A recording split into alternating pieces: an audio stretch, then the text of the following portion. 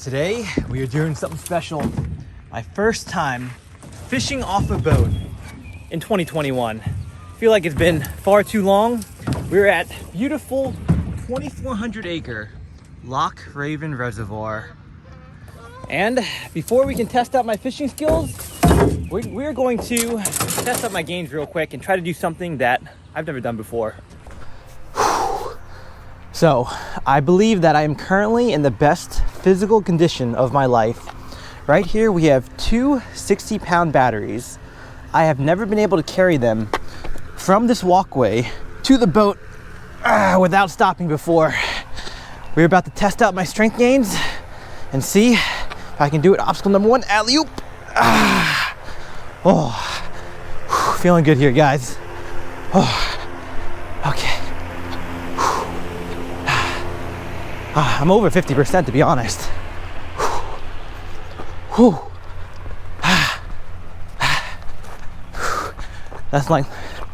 Nothing like getting a good pump right before we go slay some bass, hopefully.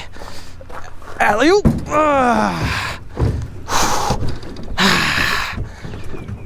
Dude, I think I could have gone. I honestly think I could have gone double that distance, but we are good to go now. Let's head out, try to catch some fish. Step number one today, check the water temp, see what we're dealing with, and wow, this water temp is already 71 degrees. That means some bass are probably already done spawning. There could be a few stragglers left. Okay, what are we gonna do here? I think I'm gonna start by hitting a couple points down towards that way, fish a suspending jerkbait, we'll build a pattern from there. Oh, something's right there. Ooh, that was a big pickerel or pike. Dude, that thing was like 30 inches. Oh, I gotta figure eight this guy.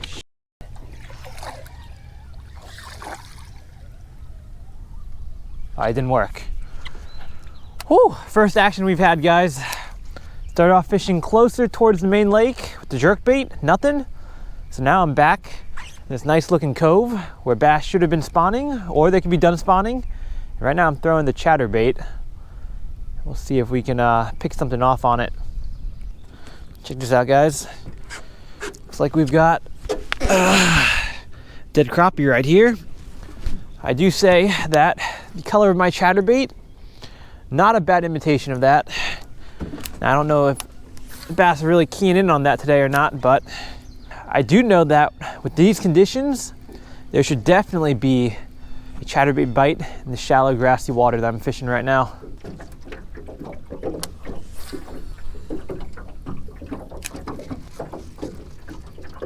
Oh, there we go. There's number one, baby. I knew it. I knew there'd be a fish. I don't know if this is a bass or a pickerel, but oh, that's a pickerel. All right, we'll take it. We'll take fish number one right here. Ooh, nice one right here. That's a solid 18-incher or so. All right, whew. Let's not get too crazy with these. These fish are very vicious. What we're gonna do, we're gonna land it, unhook it, let it go. Get in the, okay, here we go. Grab it, nice and firm. It's very long and slippery, so you guys don't want it to slip down and hook your finger by accident. Oh dang, look at that. Hooked on top of the mouth, swiped at it. Not a bad fish to start the day. So long, you gotta grab it two hands. Bye-bye, fishy. The best thing you can do with that kind of fish, get it in the boat, out of the boat as fast as possible. They're absolutely a pain in the butt to deal with. So right now we are currently sitting in 10 feet of water. I'm casting into the 4 to 8 foot range. Just, oh, that was grass. Just slow rolling this chatterbait right over all the hydrilla. And I've definitely been getting bites, but, oh, right at the boat, guys. That's number two. What do we got here? Oh, that looks like a largie. Looks like a largie to me. Not a bad little chunk. Get out of the motor and get up here. Woo! that is how we get number 2. Let me take a look at the time. We've been fishing just over an hour. 2 fish at the res. I think we're definitely figuring it out. Got him right where we want him. Top of the mouth. Nice little chunk right here. About 1.5 pounds. We'll let her go. All right, my friend. Thank you for biting my chatterbait. This is the clearest water that I fish. And hands down, this is one of the most beautiful places in Maryland that I fish. Absolutely gorgeous out here. 2,400 acres and not a single boat in sight of where I'm fishing right now. I don't go fishing on a boat that often, but when I do, it's usually here for 2 reasons. One is that there's a lot of water to fish. You know, it doesn't really get that crowded or anything. And number 2, I don't own a boat. And this entire John boat, I can rent all day, 12 hours for only $21. What I do, I bring my own trolling motor and my own batteries, then I'm all set.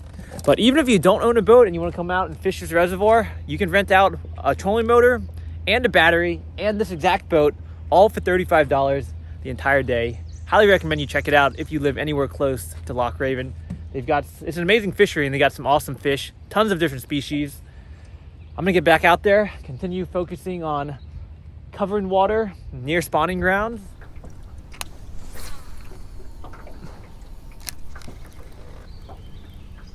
Ooh, another freaking bite that I missed. All right, that's it, guys.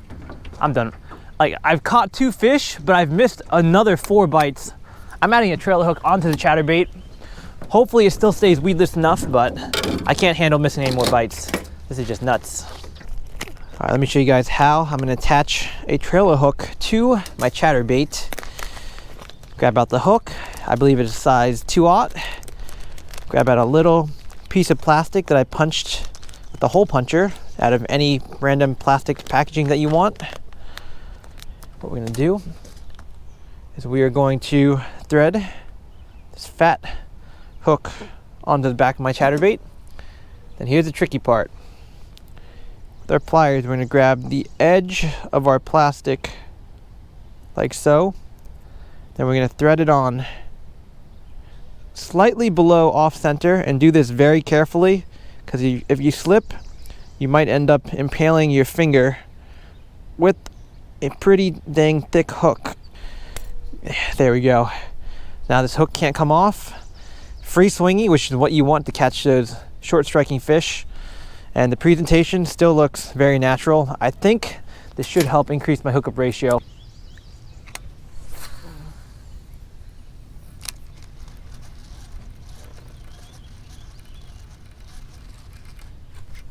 Oh, what?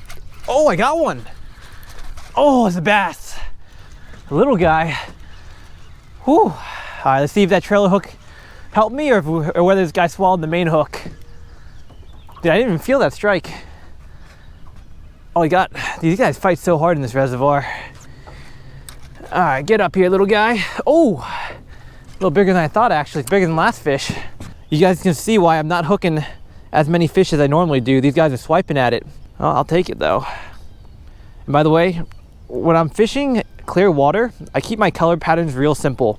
If I'm fishing a moving bait, I'm pretty much always fishing white or some kind of translucent color.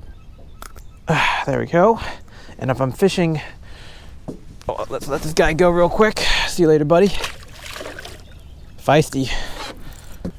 And if I'm fishing on the bottom, I'm maybe fishing green pumpkin or watermelon. That's basically it. Because if you think about it, in clear water, you want a natural presentation. And if you look at any forage species, let's talk about stuff that's in the middle, you know, any type of fish species. They're typically gonna have white on some part of their body. That bass, white on the other underbelly. Shad, they're white. Crappie, pretty much 70–80% white. Then if you're fishing on the bottom, stuff on the bottom is gonna wanna blend in. So when you look down at the bottom, it's typically gonna be a green or brown color. Crawfish are brown, lots of different. Oh, I just had another bite right here. Focus for a second.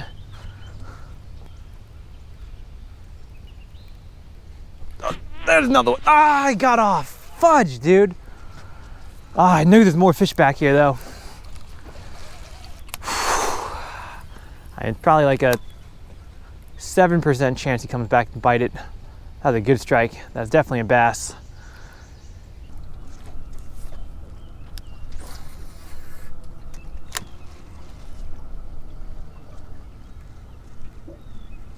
Oh my gosh, he nailed it. Oh, it's a big pickerel. Yes. Dude, he came up and absolutely destroyed it. I have not had a bite in a long time, but I think we finally got back on him. I'll tell you guys what happened in a second after I landed the fish. Ooh, that's a fat one, dude. Look at this guy. Absolutely choked it. Oh, I think he got both. Oh my gosh. Got both hooks on him. Oh, I really. Oh, no, no, no, no, no, no, no, no, no, no, no, don't move. Oh, this is a mess. This is exactly what you don't want to happen with one of these guys. Oh, gosh. No, no, no, no, no, no. Oh, please. Please cooperate with me, fish. I'm gonna let you go. The trail hook's actually gonna hurt me on this release, guys. We got the main hook out. Now we just need to get out. Ah. This is a freaking mess, man. Stop moving. Stop it. Bad fish. Oh man, this trail hook really hurt me, guys. I literally can't reach it without risking my fingers, so sorry, buddy, but there we go. Hooks out. If you survived through that, buddy, I would be extremely impressed with your what do you call it, vitality. Here we go, guys. Give him some water and off you go, buddy. He is swimming. He did swim down there. Now, will he survive? I don't know, but a couple things.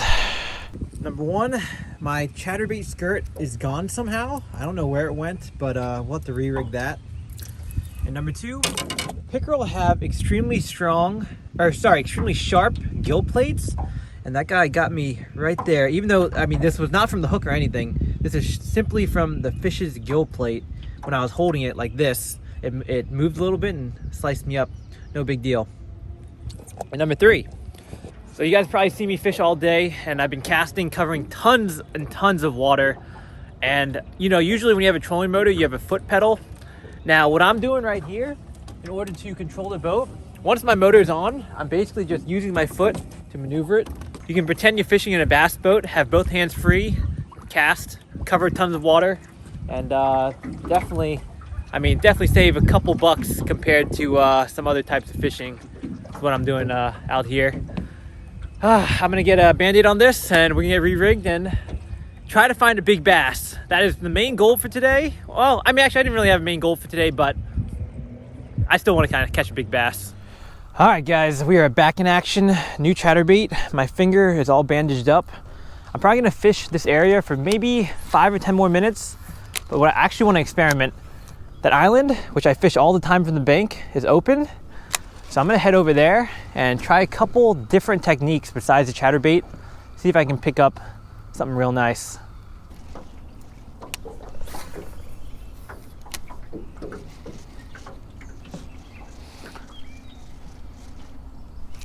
Oh, there's one. Oh, geez, oh, what do we have here? I actually wasn't paying attention. Oh my gosh, it's big. It's a big bass. This is the one I was waiting for. All right, it's not as big. No, don't jump, please. Gosh, dang. Oh. Get in here. This is the fish we have been looking all day for, guys. Absolutely beautiful bass. Post spawn, you can look how skinny she is. These bass are usually way thicker from this reservoir. All right, pop that hook out. Give you guys one more look at her. Absolutely beautiful bass, very healthy. Watch her go off. Off she goes. The bite appears to have died down, so we're gonna call it right there. I've been fishing for 5 hours, had an okay day, not terrible, not great, but for the first time on a boat at Loch Raven in a very long time, I was pretty satisfied. Couple things. First up, let me show you guys the baits I used today. I threw the jerk bait for quite a while, 0 bites.